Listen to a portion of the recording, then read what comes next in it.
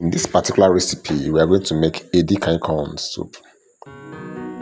If this is your first time to see my channel, do well to subscribe and follow. Some people ask me, what is the difference between Edikang Ikong and Afang soup? Mind you, both soup is acquired soup, alright? Now, this is the proteins we are going to use. You can use cow meat or goat meat, but this one I'm using assorted, towel, and intestine. I also add my snail, cow skin, stockfish, combine everything together, then season well to your own taste. Give a good mix, right? Now, there's one special thing in making this particular soup. You make every kind of soup in steaming your meat being the first process, but this particular one, there's something special which I will explain to you. Now, with this one, we are going to use pounded yam in eating this particular Edikang Ikong soup. Mind you, you can also use fufu or gari, bean eba, but this one, we are going to use our pounded yam. That's so interesting. That's so yummy. Now, for people asking me what is the difference between Edikang Ikong and Afang soup, the difference is just the leaf. Afang soup is okaze and water leaf. Edikang Ikong is water leaf and ugu leaf. Both are vegetable leaf. Now, as we proceed, let me know if you are going to try this particular recipe within the week, and do well to check my down videos. You will see other recipes we find interesting and the Afang soup aspects, how we prepare it, and also watch the eating competition which we make in this particular platform. Go and comment on any particular of the eating competition you want to join. Now we add our dry fish after our meat has cooked for 90% ready. Do well to stay very well. Now I will explain the difference of cooking this particular meat and other meats your regular meat you normally do. Cooking this meat, make sure that the water dries. Alright?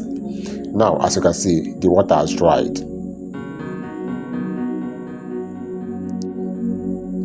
Now we are going to add plenty red oil, plenty red oil. That is what you're going to use as your water, red oil. That's one special thing about this particular soup. Make sure that there's no water, alright? Because you're using water leaf and ugu leaf. The water that will be in this soup will come from the both leaf, alright? Now do well to cook for like 10 minutes after putting oil. Don't forget to go in with your crayfish. This is compulsory and is must. Enough, excess, plenty, big, and how you understand it, crayfish must be fully involved in this particular one. Another one we're adding is our water leaf. After you turn your crayfish, stir very well, give good mix. You add the water leaf. When you add the water leaf, don't cover the pot. Do well to give a good mix and make sure that it mixes well. Let me know where you're watching from, so I will give you a hug on the comment section. If you are watching this video to this extent, write my name on capital letter Martino Ezugo Kitchen, or you just write kitchen. Now we put our periwinkle with a shell. Alright, our periwinkle. Go in after put our water leaf. We give also a good mix. We go in with our ugu leaf. Do well to combine together, give a good mix. Don't forget that water leaf have its own water. Alright? In case if you finally see water in your pot, it comes from the water leaf.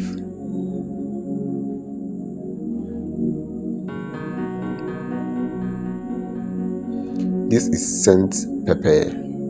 This pepper, if you use it and make any of your meal, trust me, the aroma is something that you cannot even imagine. Wonderful, sweet, and good aroma that comes from it. Now do well to give a good stir, mix very well.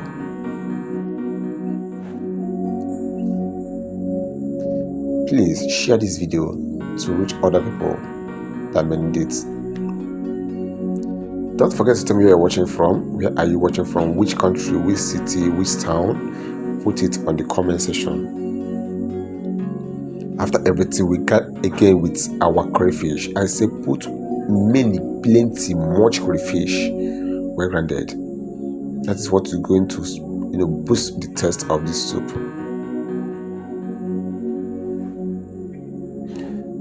See you in my next video. Thank you for watching.